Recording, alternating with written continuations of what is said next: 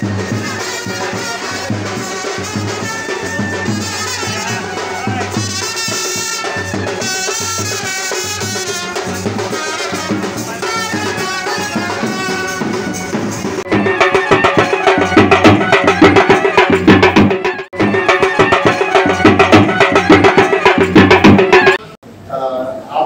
মানুষ খবর দেওয়ার সময় একটা দোয়া বলি, আপনারা সবাই জানেন। হ্যাঁ, যখন পানি দেই তখন বলি বিনহা খালাকনাকুম অফিহা নুইদুকুম অমিনহা নুখরিজুকুম তারাতান। এটা বলি না তিনবার পানি দেওয়ার সময় তিনটা। এর অর্থ হলো যে কোরআনের আয়াত, আল্লাহ বলছেন যে আমি মানুষকে সৃষ্টি করেছি মাটি থেকে এবং তাকে এই মাটিতে ফিরিয়ে দিব এবং আরেকদিন তাকে মাটি থেকে পুনরুত্থান করব। এই তিনটা ওই কথার উপর অর্থ হলে মানে মাটির গুরুত্ব সম্বন্ধে বলছেন। ভূমি মন্ত্রণালয় মাটি নিয়ে কাজ করে।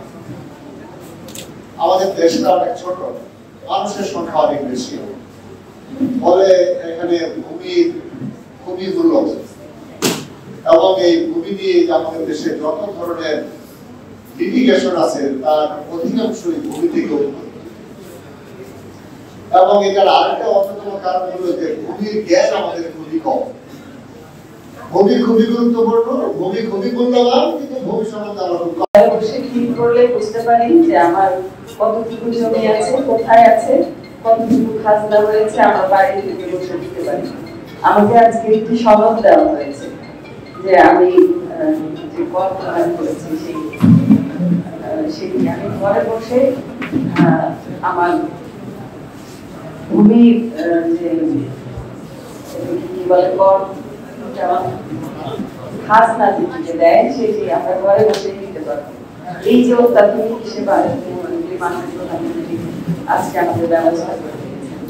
সমাজের এবং পরিবারের সবচেয়ে বড় সমস্যা হলো জমি। এই জমি নিয়েই যত আন্দোলন, জমি নিয়েই মারামারি, জমি নিয়েই সম্পর্কের ছেদ, ভাই বোনের রক্তের সম্পর্ক পর্যন্ত আজকে ছিন্ন হয়ে যাচ্ছে ভূমির কারণে। এমনও হয় যে মৃত্যুবরণ করছে, কেউ হত্যা করছে শুধু জমি জমার কারণে, স্বার্থের জন্য।